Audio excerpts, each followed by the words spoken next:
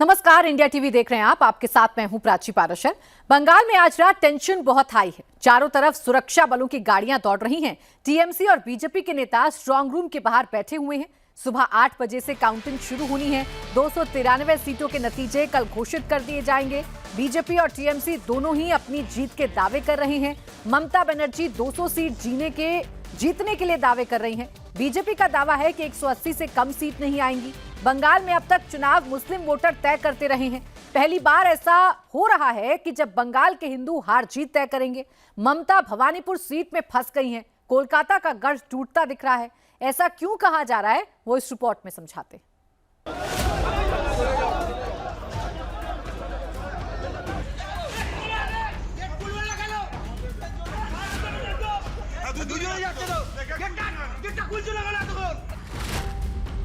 बंगाल में आज रत जगा है। सुबह 8 बजे से काउंटिंग शुरू होगी।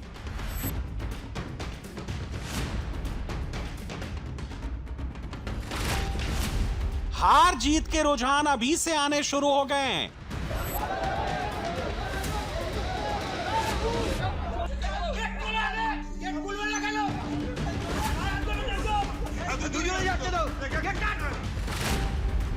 दीदी 200 सीट जीतकर चौथी बार सरकार बनाने का दावा कर रही हैं।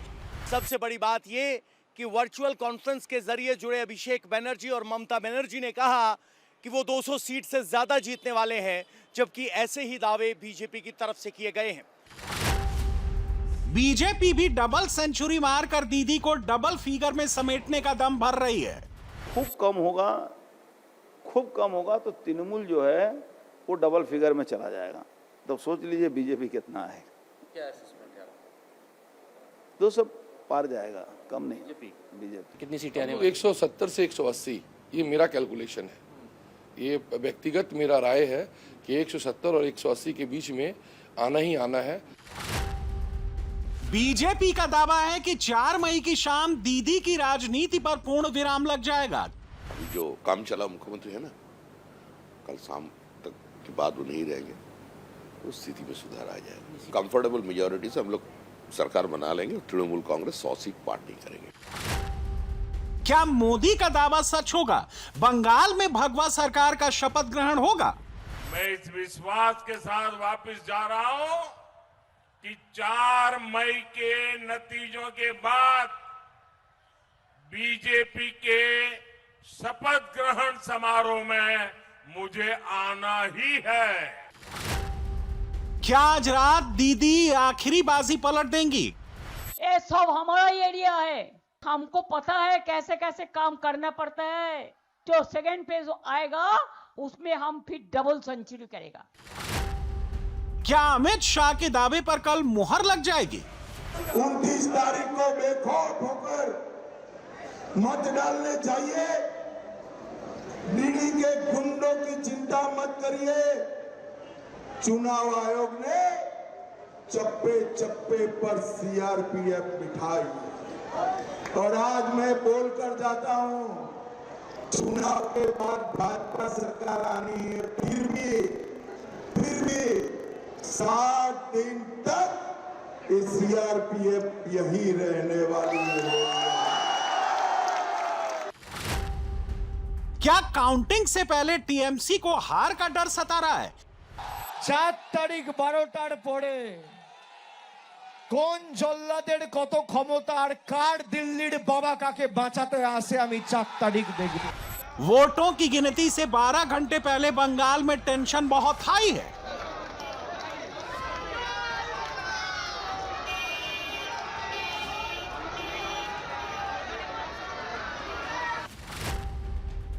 ममता बनर्जी 200 सीटें जीतने का दावा कर रही हैं। बीजेपी 170 से 200 पार तक जाने का दावा कर रही है। बंगाल में सरकार बनाने के लिए 148 सीट की जरूरत है। बीजेपी को 148 सीट लानी है तो दीदी के गढ़ को तोड़ना ही होगा। ग्रेटर कोलकाता, बैरकपुर और 24 परगना में बड़ी सेंधमारी करनी होगी।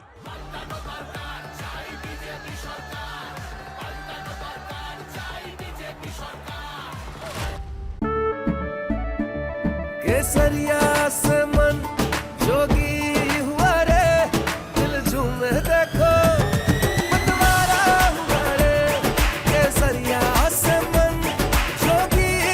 हर पल मनाओ केसरी त्योहार।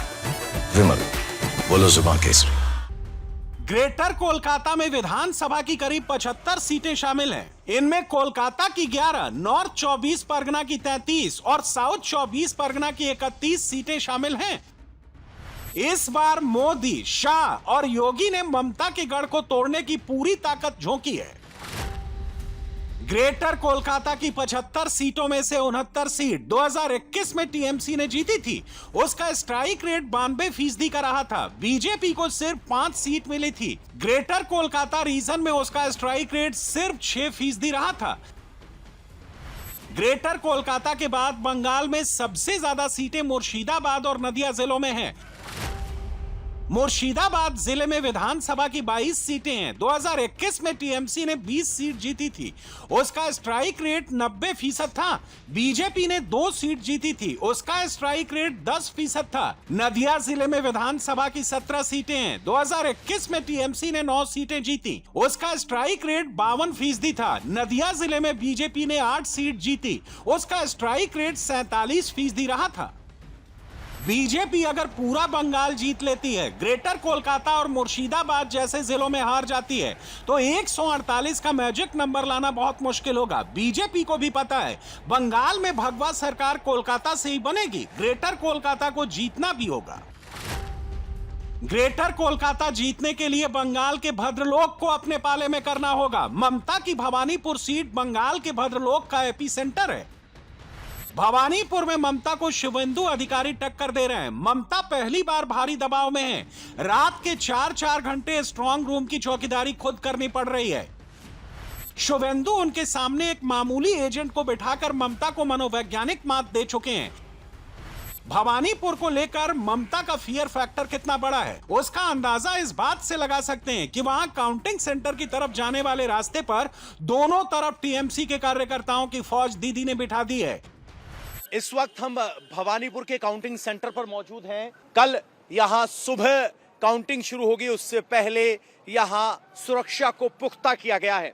सबसे बड़ी बात यह है कि आगे कोई नहीं जा सकता, लेकिन यहां जरूर कुछ लोग बैठे हुए हैं छतरी लगाकर। मैम, किस वजह से बैठे हैं?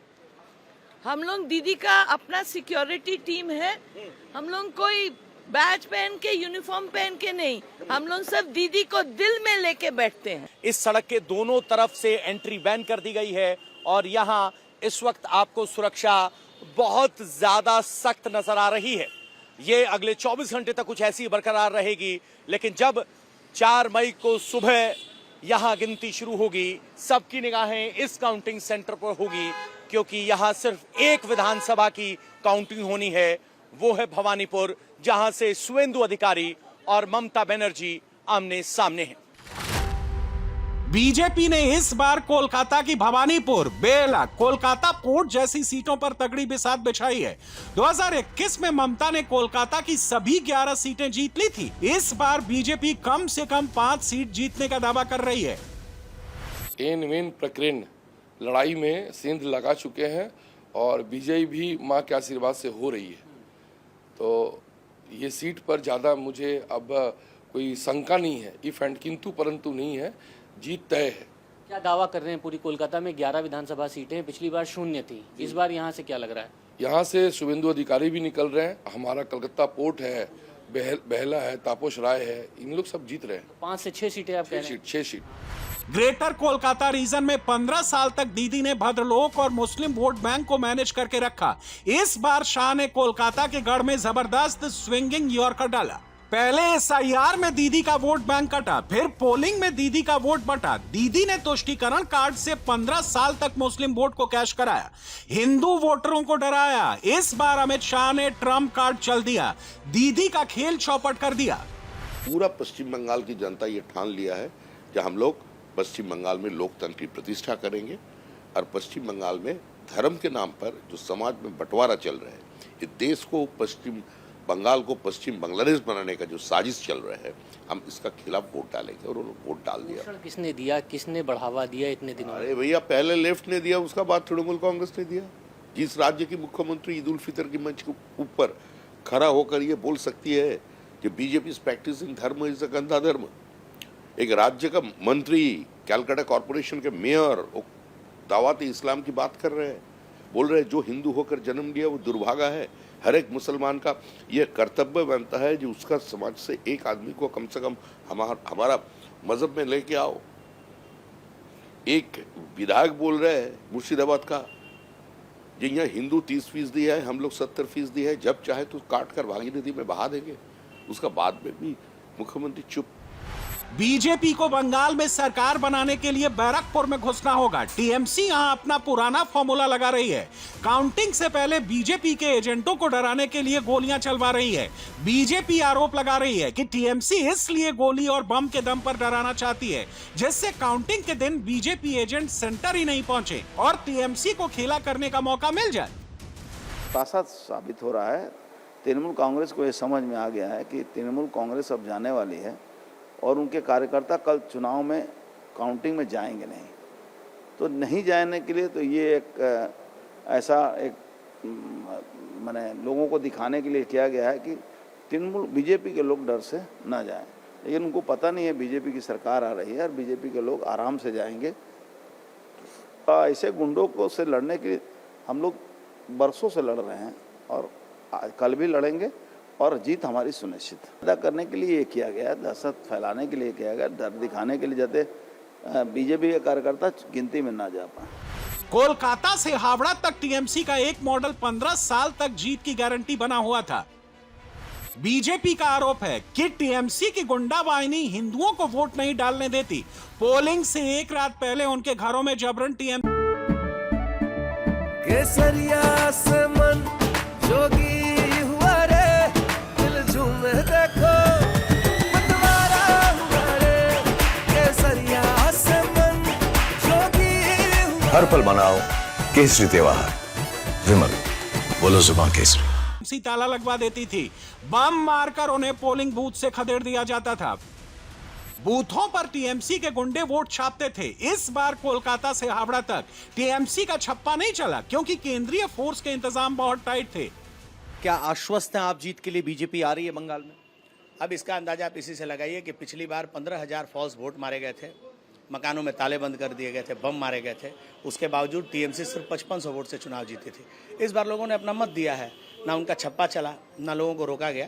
तो ये मार्जिन 20,000 से 25,000 तक मिनिमम जानी चाहिए। इस बार बंगाल में केंद्रीय बलों की मजबूत तैनाती और चुनाव आयोग की टाइट निगरानी से टीएमसी का खेल बिगड़ गया। ममता के भतीजे अभिषेक बनर्जी इससे परेशान होकर सीधे अमित शाह को ही धमकी देने लगे। गुजरात থেকে গুন্ডারা এসে বলছে বাংলার মানুষকে, বাঙালিকে আমার এই মাটিতে জন্ম, আমি এই মাটিতে জন্মেছি, এটা আমার জন্মভূমি, আমার কর্মভূমি, এই মাটিতে আমার বেড়ে ওঠা, এই মাটিতে আমার মা জন্মেছে, বাবা জন্মেছে, দিদা ঠাকুরদা দাদু জন্মেছে, তাদের বাবা মা জন্মেছে। সেই মাটিতে এসে গুজরাট মধ্যপ্রদেশের নেতারা বলছে উল্টা করকে লটকা দেগা। আমি অমিত শাহকে বলেছি গরম বেশি পড়ছে, জল বেশি করে খান আর মাথা ঠান্ডা রাখুন। আর যদি আপনি এত বড় নেতা হন আর বুকের সৎ সাহস থাকে তাহলে 4 তারিখ বাংলায় থাকবেন, বেলা 12টার পর দেখা হবে। बंगाल में चुनावी फाइट 70-30 की है। बंगाल में ओवरऑल 70% हिंदू हैं, 30% मुस्लिम वोटर हैं, 90% मुसलमान। अगर ममता को वोट दे भी दें तो सिर्फ 80 से 84 सीट ही जिता सकता है। सरकार बनाने के लिए तब भी करीब 65 सीट कम पड़ेगी। ममता बनर्जी बिना हिंदुओं की मदद के चौथी बार सरकार नहीं बना सकती। बंगाल के अगर 10% हिंदू ममता को वोट दे भी दें, 80% हिंदू एक मुश्त बीजेपी को वोट कर दें, तो भी ममता के लिए सरकार बनाना मुश्किल हो जाएगा।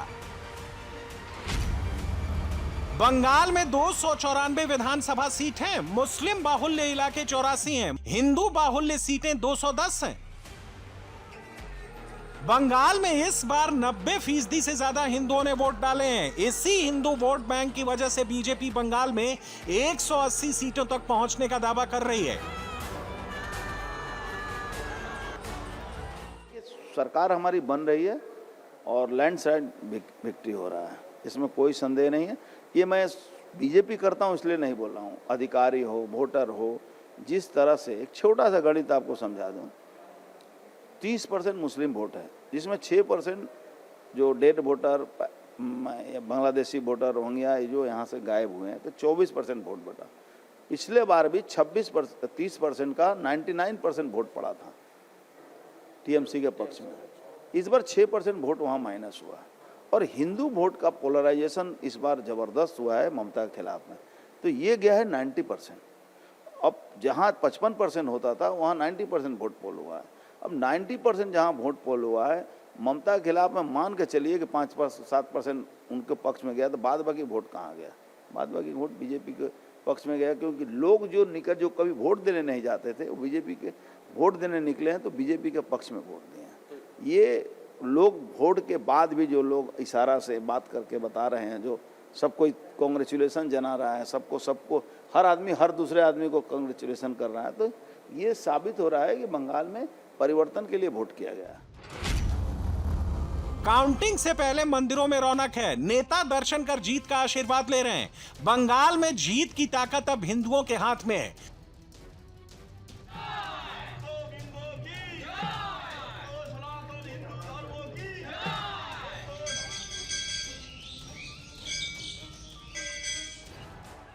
ममता यही बात नहीं समझ पाई। 30% के चक्कर में ममता ने 70% हिंदुओं को एकजुट कर दिया। हावड़ा, हुगली से मेदिनीपुर और मुर्शिदाबाद तक यही हिंदू वोटर 4 जून को बंगाल का परिणाम तय करेगा। अच्छा ये लगा कि हनुमान जी की कृपा ऐसी हुई कि जिन मकानों में हर बार चुनाव में ताले बंद होते थे, बम मारे जाते थे, लिफ्ट के लाइन काट दिए जाते थे, वहाँ इस बार हनुमान जी ने सबका संकट हर लिया। सब लोग एकदम निडर होकर, निष्पक्ष होकर मतदान किया है। कतारों में लोग खड़े थे कई घंटों और लोगों ने 90% मतदान किया है। ये यहाँ का रिकॉर्ड है। 51% पोल होता था, 90% मतदान करके लोगों ने बता दिया है कि हम बंगाल में परिवर्तन चाहते हैं। कल सवेरे 9 बजते आपको ये सारा सब कुछ दिखने लगेगा। ये संकट मोचन हनुमान जी हैं, पश्चिम बंगाल के लोगों के संकट को दूर करेंगे। बंगाल में राम राज आएगा, हर लोगों को उनका अधिकार मिलेगा, सबका साथ सबका विकास होगा, बिना भेदभाव के काम होगा। क्योंकि इसी हावड़ा में हम लोगों ने देखा है कि सरकार सड़क बंद करके नमाज पढ़ाती थी और वहीं जब हनुमान मंदिर के सामने हनुमान चालीसा करने के लिए लोग सड़कों पर उतरे तो पुलिस ने उन पर लाठियाँ चलाई, उनको अरेस्ट किया, उनको झूठे केस में फंसाया। आज सबका हिसाब साफ होगा। आने वाला समय पश्चिम बंगाल में यूसीसी लाएगा, सबको एक बराबर अधिकार मिलेगा। 15 साल पहले ममता मां माटी मानुष का नारा देकर सत्ता में आई थी। 30 साल से ज्यादा के वामपंथी शासन को उखाड़ फेंका था। 15 साल बाद ममता क्या उसी तरह बड़ी हार के साथ सत्ता से बाहर जाएंगी? सारा खेल अब आधी आबादी यानी महिला वोटर पर टिक गया है। फर्स्ट फेज में 94.1% महिलाओं ने वोटिंग की है। सेकंड फेज में 92.28% महिलाओं ने बटन दबाया है। अगर बिहार वाला ट्रेंड बरकरार रहा तो बंगाल में महिलाएं ही ममता को सत्ता से बाहर कर देंगी। बंगाल की सेवा करना, बंगाल को सुरक्षित करना, बंगाल के सामने उपस्थित एक विराट चुनौती से बंगाल को बचाना, ये मेरे भाग्य में भी है और मेरा दायित्व भी है। इस दायित्व केसरिया से मन जोगी हुआ रे, दिल झूमे देखो मतवारा हुआ रे। केसरिया से मन जोगी हुआ। हर पल मनाओ केसरी त्योहार। विमल, बोलो जुबान केसरी। से मैं पीछे नहीं हटूंगा। पश्चिम बंगाल का ये चुनाव बंगाल के साथ साथ पूरे पूर्वी भारत का, हिंदुस्तान के पूर्वी हिस्से का, पूर्वी भारत का भाग्य बदलने का भी चुनाव है। बीते समय में अंग यानी बिहार ने कमल खिलाया है, कलिंग यानी ओडिशा ने कमल खिलाया है, अब बंग यानी बंगाल की बारी है। और यहां जो माहौल मैं देख रहा हूं, इस बार बंगाल में भी कमल खिलना तय है। बीजेपी ने इस बार बंगाल में लैंड जिहाद, लव जिहाद और गुंडा राज को बड़ा मुद्दा बनाया है। जिन इलाकों में ये मुद्दे हावी हैं, वहां योगी आदित्यनाथ को प्रचार में उतारा। योगी बीजेपी के उन नेताओं में हैं जिनका स्ट्राइक रेट सबसे ज्यादा रहता है। कभी भारत की अर्थव्यवस्था में ग्रोथ इंजन का काम करने वाला बंगाल आज कंगाल है, नौजवान बेहाल है, बेरोजगार है, किसान अपने आप को अपमानित महसूस कर रहा है। लव जिहाद और लैंड जिहाद की धरती आज बंगाल हो गई है और इसीलिए इस गुंडा राज, इस कुशासन और इस अराजकता से मुक्ति के लिए चुनाव सबसे अच्छा माध्यम है। काउंटिंग और नतीजों के बाद कोई विघ्न बवंडर ना हो, बंगाल में काउंटिंग सेंटर्स को किले में तब्दील कर दिया गया है। केंद्रीय बलों की चौकसी में ईवीएम और बैलेट बॉक्स रखे हुए हैं। सुबह 7 बजे से इन्हें खोला जाएगा, 8 बजे काउंटिंग शुरू हो जाएगी। स्ट्रॉन्ग रूम को लेकर टीएमसी और बीजेपी दोनों एक दूसरे पर गड़बड़ी फैलाने के आरोप लगा रहे हैं। 12/7 में बीजेपी आरोप लगा रही है कि टीएमसी लोकल पुलिस की मदद से सीसीटीवी बंद कर गड़बड़ कर रही है। बीजेपी का आरोप है कि अनाधिकृत एजेंटों को एंट्री देकर टीएमसी हेराफेरी करने की कोशिश कर रही है। बीजेपी डिमांड कर रही है कि स्ट्रॉन्ग रूम की सिक्योरिटी से पश्चिम बंगाल की पुलिस को हटाया जाए। स्ट्रॉन्ग रूम और काउंटिंग सेंटर की सुरक्षा सेंट्रल फोर्स के हवाले की जाए। कोलकाता में स्ट्रॉन्ग रूम के बाहर टीएमसी कार्यकर्ताओं ने हंगामा काटा। टीएमसी ने केंद्रीय बलों पर बीजेपी को मदद करने का आरोप लगाकर धरना प्रदर्शन किया। वोटों की गिनती से पहले कालीघाट के ऑफिसर इंचार्ज को बदल दिया गया। दीदी के लिए यह एक और बड़ा झटका है। काउंटिंग सेंटर पर 4 मई को बड़ा बवाल हो सकता है। चुनाव आयोग ने इससे भी निपटने की तैयारी कर दी है। काउंटिंग के दौरान सब स्मूथ रहे, इसके लिए 165 अतिरिक्त मतगणना पर्यवेक्षक नियुक्त किए गए हैं। हंगामा, हुड़दंग कर कोई काउंटिंग प्रक्रिया को बाधा न पहुंचाने पाए, इसके लिए 77 पुलिस पर्यवेक्षकों को भी नियुक्त किया गया है। देखिए, जितना ऑब्जर्वर नियोग करना चाहिए इलेक्शन कमीशन सोचे, उतना इलेक्शन कमीशन किया।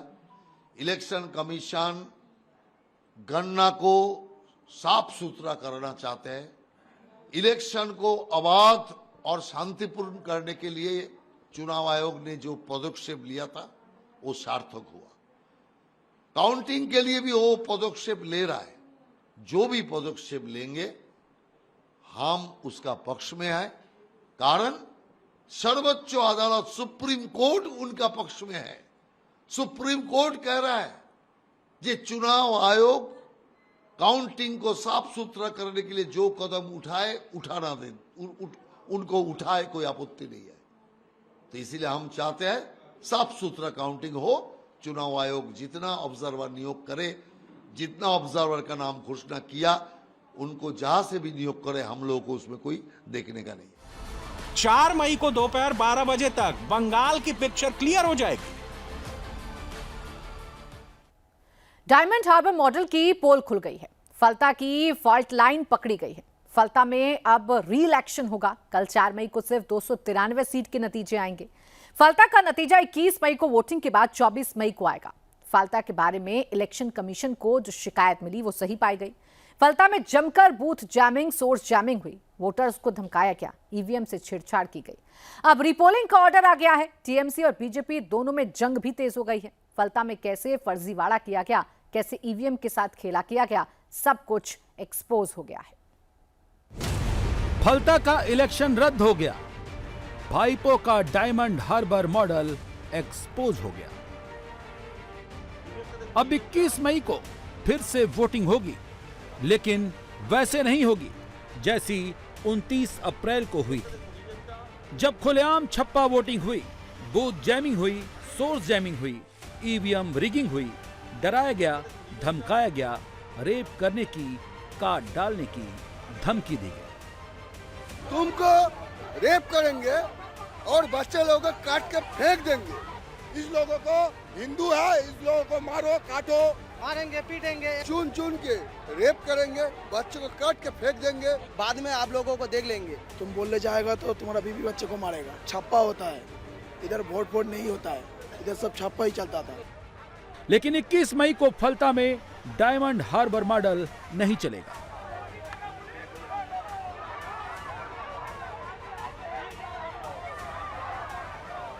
न जहांगीर का खौफ दिखेगा, न इसराफुल की दहशत दिखेगी। बिना डर, बिना हिचक के फलता वोट करेगा। এরা বলেছিল বাংলায় নাকি ভোট কেটে এরা ক্ষমতায় আসবে।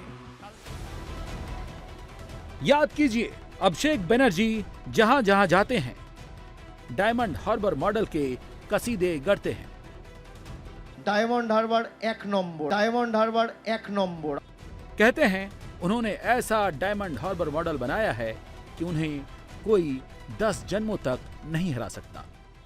लेकिन इस बार फलता में उनके डायमंड हार्बर मॉडल की पोल खुल गई, जिसकी बुनियाद ही फर्जीवाड़े, धमकी, खौफ, ईवीएम रिगिंग पर रखी गई थी। साउथ 24 परगना में हिंदू होकर जन्म लेना पाप है, ऐसा ही माहौल बना दिया ये लोग। 2019 में बहुत सारे मस्जिद से ये घोषणा कर दिया जो सारे हिंदू अपने इलाका छोड़ के चला जाओ। देयर वाज एक्सोडस, लोग बाहर चले आए। तो आज पश्चिम बंगाल का असली स्थिति क्या है वो सारे देश को जानना चाहिए, दुनिया को जानना चाहिए। लेकिन आज जो दिखाई दे रहा है फलता में, ये तो साफ है। आज हम लोग इतना दिन से जो बोलते आए हुए थे, आज पूरा देश देख रहे हैं पश्चिम बंगाल में कैसा स्थिति है, कैसे यहाँ का चुनाव चलता है, यहाँ का पॉलिटिकल कल्चर क्या है। चुनाव आयोग ने फलता के चुनाव को रद्द कराने का री इलेक्शन का फैसला ऐसे ही नहीं लिया। एक नहीं, फलता के 50 पोलिंग स्टेशन पर धांधली की शिकायत मिली थी। इतनी ज्यादा कंप्लेन थी कि शिकायत की जांच कर रहे ऑब्जर्वर्स को वेरीफाई करने में घंटों लग गए और जांच टीम को ज्यादातर शिकायतें सही मिली। इलेक्शन कमीशन को भेजी गई फलता की रिपोर्ट में चौंकाने वाले कई खुलासे हुए हैं। सारी शिकायतें ग्राउंड पर सही पाई गईं। फलता के 238 से लेकर 261 नंबर तक 22 पोलिंग स्टेशन में चुनाव आयोग की टीम को वोटिंग के दौरान संदिग्ध लोगों की एंट्री के सबूत मिले हैं। इन पोलिंग स्टेशंस पर कई पोलिंग ऑफिसर्स को लगातार बार बार वोटिंग कंपार्टमेंट में घुसते हुए देखा गया, जो खुलेआम नियमों की धज्जियां उड़ा रहे थे। फर्जी वोट या तो डलवा रहे थे या टीएमसी के खिलाफ वोट देने के लिए मना कर रहे थे। सवाल यह है कि क्या यही है अभिषेक बनर्जी का डायमंड हार्बर मॉडल? ये सारी बातें इलेक्शंस ऑब्जर्वर्स ने अपनी रिपोर्ट में लिखी हैं, जिसके आधार पर फलता के चुनाव को रद्द कर दिया गया। कहानी एक नहीं है। फलता के पोलिंग स्टेशन 78, 80, 182 में हैरान करने वाली बातें सामने आई, जिससे साफ लग रहा है कि बड़े पैमाने पर फलता में ईवीएम रिगिंग की गई।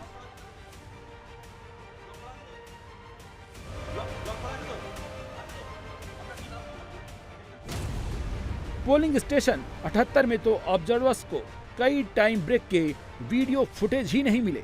जो वीडियो मिले उसमें वोटिंग वाली जगह पर संदिग्ध लोगों की आवाजाही देखी गई। इसी तरह पोलिंग स्टेशन नंबर 80 में तो एक पोलिंग अफसर बार बार वोटिंग कंपार्टमेंट में घुसता दिखाई दिया, जो वोटर्स को इंस्ट्रक्ट करता नजर आया। हैरान करने वाली बात यह है कि पोलिंग एजेंट, प्रिसाइडिंग अफसर ये सब देख रहे थे, कोई कुछ नहीं बोल रहा था। क्या यही है अभिषेक बनर्जी का डायमंड हार्बर मॉडल? क्या इसीलिए टीएमसी काउंटिंग के दिन टेबल पर एक केंद्रीय कर्मचारी की नियुक्ति के चुनाव आयोग के फैसले का विरोध कर रही थी? पोलिंग स्टेशन नंबर 160 में अलग अलग समय पर फर्जी वोटिंग के सबूत मिले हैं। पोलिंग स्टेशन नंबर 229 पर वोटिंग शुरू होने से लेकर दोपहर 3:41 तक का कोई फुटेज ही नहीं है। क्या हो रहा था उस वक्त? कहां गई वो फुटेज? इसीलिए फलता का इलेक्शन रद्द किया गया। पोलिंग स्टेशन 144, 277, 231 में पोलिंग अफसर बार बार ईवीएम वाली जगह पर जाते नजर आए। पोलिंग स्टेशन 277 पर सुबह 7:22 से लेकर दोपहर 1:39 तक का वीडियो ही जांच अधिकारियों को नहीं मिला। पोलिंग स्टेशन 231 पर भी कई इंटरवल की फुटेज गायब मिली और जो फुटेज मिली उसमें संदिग्ध लोग नजर आते दिखे। पोलिंग स्टेशन 235 में तो वोटिंग कंपार्टमेंट में एक ही आदमी बार बार वोट डालते देखा गया। एक साथ ईवीएम पर दो लोग भी नजर आए।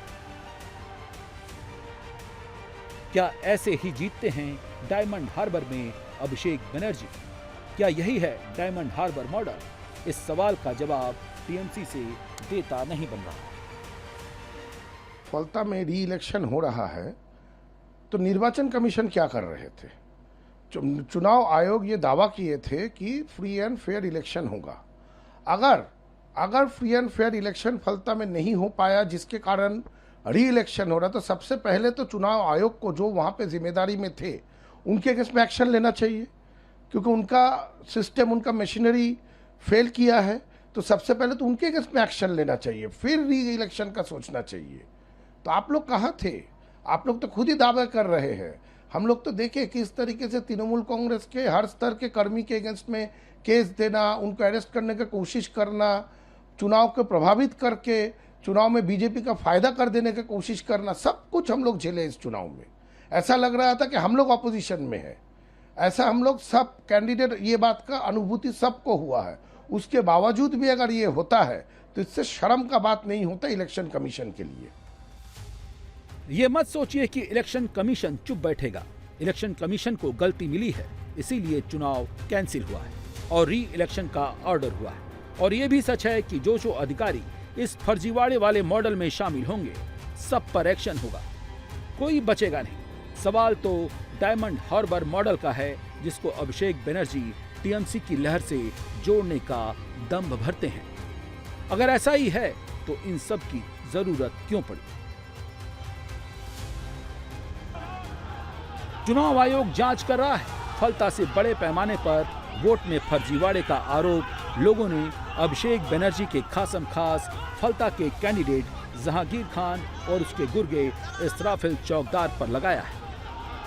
इन पर तो यहां तक आरोप है कि इन लोगों ने फलता में हिंदू वोटर्स के मोहल्ले में खुलेआम दहशत फैलाई, मारने, काटने, रेप करने तक की धमकी दी। बीजेपी ने 29 अप्रैल को वोटिंग के दिन फलता में ईवीएम पर टेप कांड का खुलासा किया था।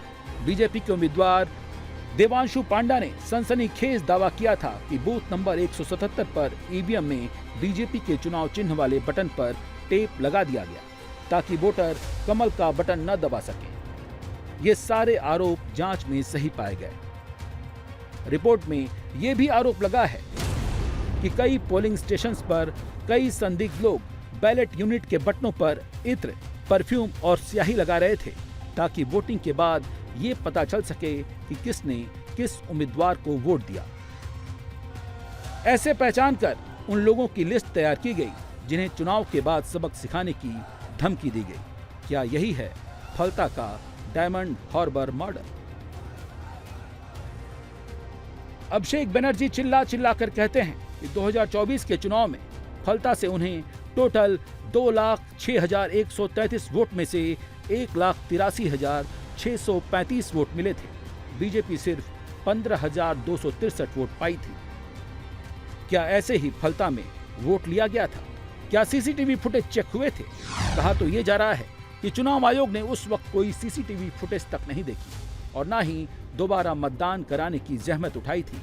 अगर ऐसा हुआ होता तो डायमंड हार्बर मॉडल का गुब्बारा 2024 में ही फूट जाता। कल भी फलता में हिंदू भाई बहनों को हिंदू गांव से निकलने नहीं दिया। आज भी बड़ा बात किया है अभिषेक ने। तो ये जहांगीर जैसा आदमी को चुनाव लड़ना नहीं चाहिए, इसी को देखना चाहिए। और अभिषेक अब तक क्यों बाहर है? वो क्यों गिरफ्तार नहीं किया गया इतना बड़ा बात बोलने का बाद?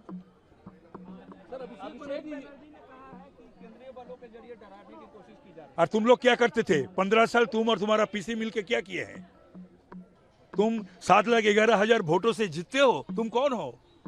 तुम नेताजी सुभाष चंद्र बोस हो? गांधी जी हो? अरे गांधी जी, नेताजी भी आज जिंदा रहता तो 7,11,000 वोट से नहीं जीत पाते। 7,11,000 वोट किसी को वोट डालने नहीं दिया। डायमंड हार्बर में डायमंड हार्बर मॉडल, फलता मॉडल, जहांगीर गुंडागर्दी करके फलता में उसको एमएलए करके भेजोगे विधानसभा में, और वोट डालने नहीं देते हो, जाने नहीं देते हो, धमकी देते हो, खून करवाते हो और बोलते हो बच्चा लोग को काट के फेंक देंगे। इसीलिए फलता में री इलेक्शन का ऑर्डर आया तो सबसे ज्यादा परेशान भाईपो ही हुए, क्योंकि अभिषेक बनर्जी हर मंचों पर अपने डायमंड हार्बर मॉडल का जिक्र कर दावा करते रहे हैं कि उनको डायमंड हार्बर इलाके से कोई हरा नहीं सकता। इधर फलता री इलेक्शन का ऑर्डर आया, उधर बीजेपी ने अभिषेक बनर्जी और डायमंड हार्बर मॉडल की जमकर खिंचाई करनी शुरू कर दी। खासतौर से अमित मालवीय के एक्स पर किए गए इस पोस्ट से अभिषेक बनर्जी सबसे ज्यादा भड़के। अमित मालवीय ने लिखा था, फलता में री इलेक्शन हो रहा है, डायमंड हार्बर मॉडल ध्वस्त हो चुका है। बीजेपी के नेता डायमंड हार्बर मॉडल की कहानी सुना रहे हैं और टीएमसी की धज्जियां उड़ा रहे हैं, तो अभिषेक बनर्जी का गुस्सा भी सातवें आसमान पर पहुंच गया।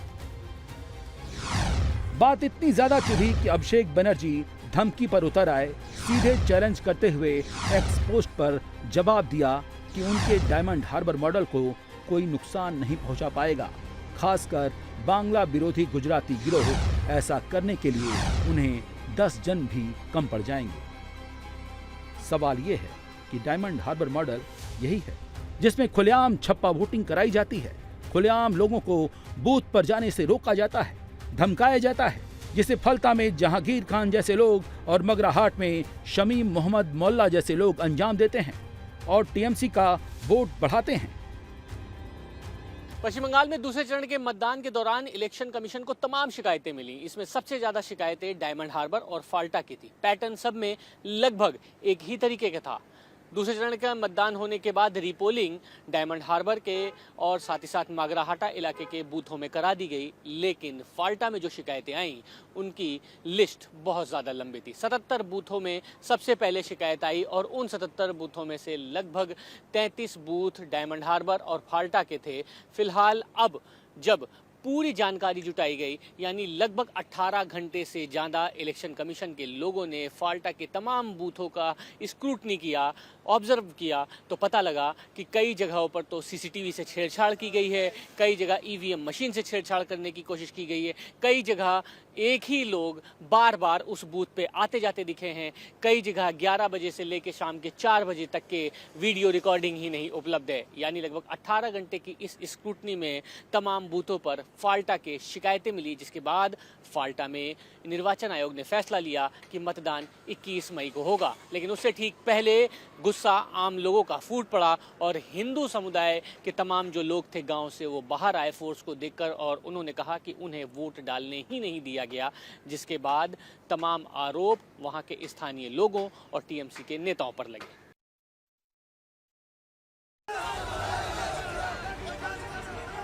डायमंड हार्बर मॉडल का खौफ शनिवार को फाल्टा के हिंदुओं के बीच भी दिखा।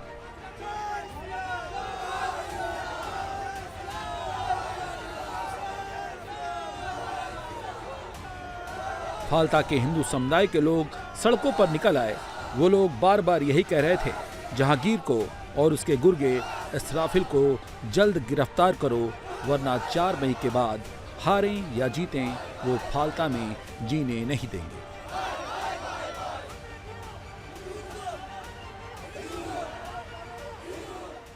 रिपोल चाहते हैं, रिपोल फाल्टा में पूरा रिपोल चाहिए। अच्छा, रिपोल चाहिए। हाँ, यहाँ क्या वोट डालने नहीं दिया गया? हमको डरा के। आपने वोट दिया है? दिया है, लेकिन डरा के धमका के। किसने डराया धमकाया? टीएमसी के गुंडों ने। किस वक्त आए थे ये? वो जब वोट हो रहा था उस वक्त आए थे। पोल के पास आए थे? नहीं, पोल के पास नहीं, वो गांव के अंदर डरा के धमका थे। बोला आप लोग? हमको बोला उसका टीएमसी को ही वोट देना होगा, नहीं तो तुम यहाँ नहीं रह पाओगे। ऐसा टीएमसी का जो लीडर है वो जो जहांगीर आया था या कोई और था? नहीं, वो इजराबिल चौकीदार, जहांगीर तो नहीं आएगा। वो इजराबिल कौन है? जहांगीर के साथ? हाँ, उसका डानर है, डानर लेफ्ट हैंड है उनका। तुम बोलने जाएगा तो तुम्हारा बीवी बच्चे को मारेगा और क्या करेगा, और डर के हमारे सब भाग जा रहा है। अभी वो लोग घुस के मार रहे हैं। अभी तो रिजल्ट आउट नहीं हुआ, रिजल्ट आउट होने का बाद ये लोग क्या करेगा। अभी से ये लोग ये कर रहे हैं, रिजल्ट आउट होने का बाद ये लोग क्या करेगा। अरे पुलिस तो पूरा भीग गया, वो बोल रहा है अरेस्ट करेगा, आज बोल रहा है अरेस्ट करेगा, 2 घंटा मांग रहा है, 5 घंटा मांग रहा है, अरेस्ट भी नहीं कर रहा है। पहले भी ऐसा होता रहा है। हाँ, इधर तो छप्पा होता है, इधर वोट नहीं होता है, इधर सब छप्पा ही चलता था। इस बार तो छप्पा नहीं पड़ा है। देखिए सब एक ही बैनर है, जो आदमी दूसरा झंडा लगाएगा तो उसको मारेगा, यही चल रहा है। वो तो अच्छा हुआ चुनाव आयोग के पास फाल्ता की पूरी रिपोर्ट भेजी गई और चुनाव रद्द कराने का और री इलेक्शन का फैसला लिया गया। इस फैसले से फलता में लोग खुश तो हैं, लेकिन एक अनजाना सा डर उन्हें सताए हुए है। चुनाव आयोग के इस फैसले से सबसे ज्यादा मिर्ची टीएमसी को लगी है। डायमंड हार्बर मॉडल का जवाब देते नहीं बन रहा। हम लोग यही कह रहे हैं, आप रिपोल करिए, फिर रिपोल करिए। हर रिपोल में ही तृणमूल कांग्रेस की वोट और भी बढ़ेंगे, जीतेंगे। एक आपको मुद्दा ऐड कर देते हैं। हम लोग जो कह रहे थे 2 चरण के निर्वाचन थे, तो हम लोग तब भी चुनाव के भाषण में बोल रहे थे कि इसके बाद देखिएगा गैस के दाम बढ़ेंगे। तो इन लोग को तो अंदाज़ा नहीं था कि रिपोल होगा, तो लेकिन रिपोल करना पड़ा। लेकिन हमारी वो पुरानी बातें हम लोग उसको दोहराएंगे इस वजह से, क्योंकि सचमुच 29 के बाद गैस के दाम बढ़े। यही सच्चाई है, ये जनता सुनेगी, जानेगी, तो फिर उसके बाद तृणमूल कांग्रेस के पक्ष में ही वोट गिरेगा। डायमंड हार्बर मॉडल का जवाब शशि पांजा गैस के बढ़ते हुए दामों से दे रही हैं, जबकि सच्चाई ये है कि फलता में ये मुद्दा है ही नहीं। 70% हिंदू आबादी है जो डायमंड हार्बर मॉडल के खौफ से इस वक्त डरी हुई है।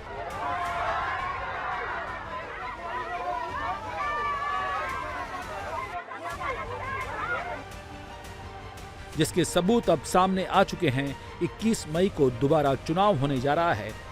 24 मई को फाल्ता का फैसला आ जाएगा, और फैसला कुछ भी हो, लेकिन एक बात तो सच है, चुनाव डायमंड हार्बर मॉडल से नहीं होगा। बेखौफ बेहिचक फाल्ता में वोट होगा।